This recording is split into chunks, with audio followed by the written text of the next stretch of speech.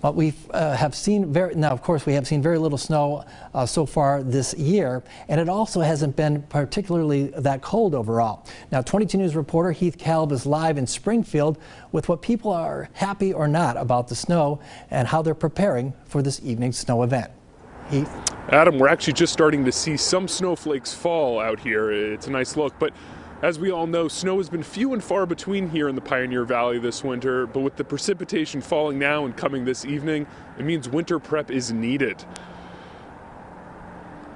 To get ready for the slippery roads and cold temperatures, experts recommend taking precaution, as it's better to be safe than sorry. Shoveling snow off of your vehicle, salting anywhere you would walk, de-icing your windshield are musts if you plan on traveling. Rocky's Ace Hardware was busy all afternoon today with customers gearing up for what is going to be the first wintry accumulation of the new year.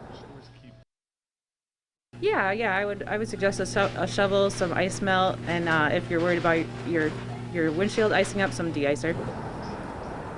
Experts tell 22 News that this snow will be wetter and therefore heavier, so when shoveling it is better to use your legs more than your back. Our 22 News storm team will have continuing coverage on tonight's weather. Working for you live in Springfield, I'm Heath Kalb, 22 News.